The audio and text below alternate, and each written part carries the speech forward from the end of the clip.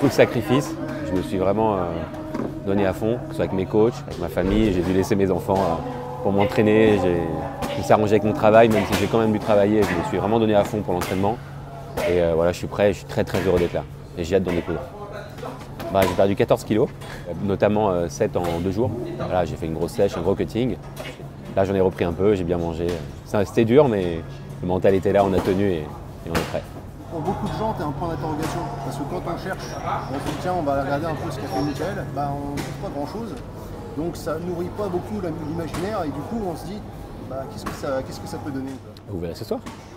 Bah ouais. Tout à fait. Une boucherie. Une boucherie. Très bien, Mickaël. Écoute, on te souhaite un bon premier combat au 100% fight en tout Merci. cas, et on te dit à plus tard. À plus tard, merci beaucoup. Eh bien, ce que je viens faire ici, c'est coacher un de mes poulains. Ce poulain en question est venu il y a 3 mois frapper à ma porte. Il n'avait personne pour le coacher pour ce combat contre Ramzan. Donc écoute, j'ai fait ce que j'ai pu, on va voir ce que ça va donner. Et puis je viens aussi avec plaisir voir mon ami Hatch qui fait des événements exceptionnels. C'est le pionnier du MMA en France. Et j'espère qu'il se fera sa place dans ce nouveau marché. Parce qu'il le mérite déjà. Il a fait tellement de choses pour le MMA et feu le pancras que maintenant avec la cage et tout ça va envoyer du lourd. J'espère que ce soir il y aura un beau spectacle et que les gens seront contents. On t'avait vu aux ASF de Hatch. Ouais. C'était du combat de grappling sur ring, voilà, où j'ai affronté effectivement Francis Carmon, qui était combattant UFC. J'ai gagné, sinon j'en parlerai pas. Et Brian Rafik aussi, combattant pro aussi. Et j'ai gagné aussi, sinon je n'en parlerai pas. En fait, je parle souvent de mes combats parce que je les gagne souvent. Brian, tu vas taper, mec. Je vais te faire jouer du tambour sur le sol. Tac, tac, tac, tac, tac, tac. Eh bien écoutez, Mickaël Ben Simon, effectivement, on ne voit pas grand-chose de lui sur Internet, mais on ne voit pas grand-chose non plus de choses sur Ramzan. Donc l'un dans l'autre, écoutez, c'est des combattants qui débutent malgré un palmarès amateur conséquent pour Ben Simon. Puis Ramzan, c'est pareil, il a des combats amateurs, beaucoup de combats amateurs, beaucoup de bagarres de rue. Donc finalement, l'un dans l'autre, c'est des gars qui ont suffisamment d'expérience pour nous offrir un beau spectacle. Je pense que Ramzan est favori, il n'y a pas de souci là-dessus. Je te dirais même un 80% de chance qu'il gagne, mais il y a toujours 20% de chance de gagner pour mon poulain. Donc il faut qu'il aille au charbon et qu'il saisisse cette opportunité.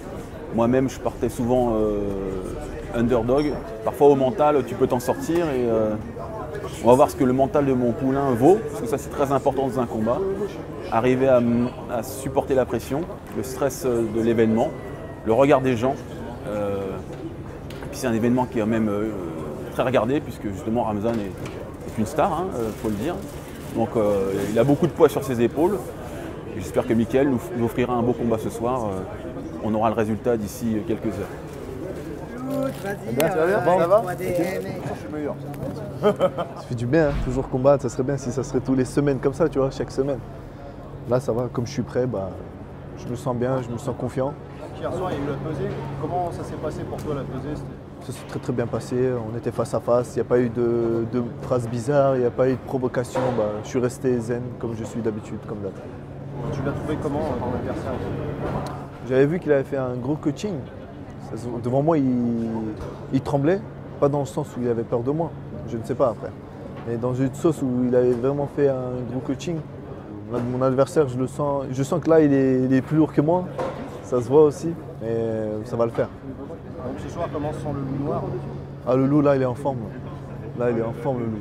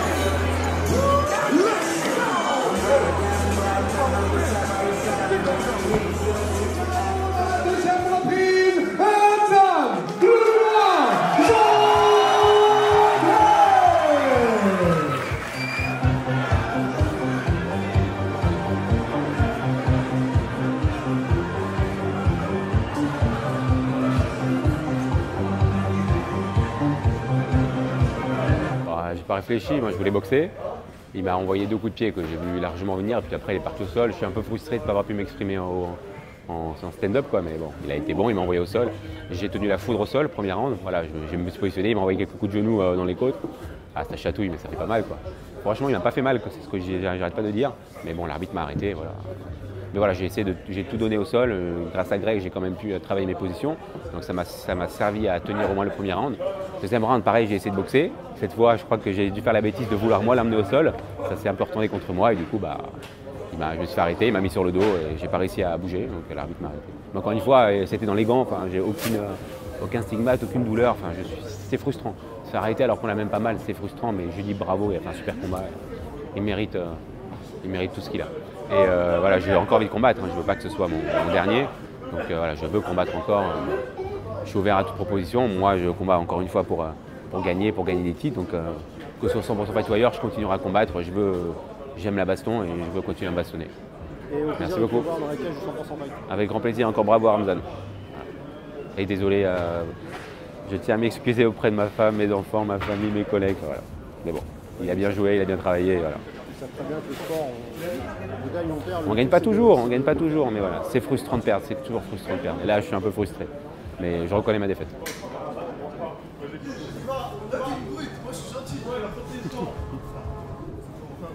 Vouloir faire les trucs comme de karaté. Ouais. Celle-là. C'est même pas frôlé. T'avais jamais combattu de karatéka, t'as pas de sparring karatéka, tu m'avais dit au club. Alors comment t'appréhendais un peu le style karaté? Faut dire la vérité, moi juste j'avais suivi ma stratégie. Et c'était toujours pareil ma stratégie. Je tournerais en lutte, j'attaquais en lutte.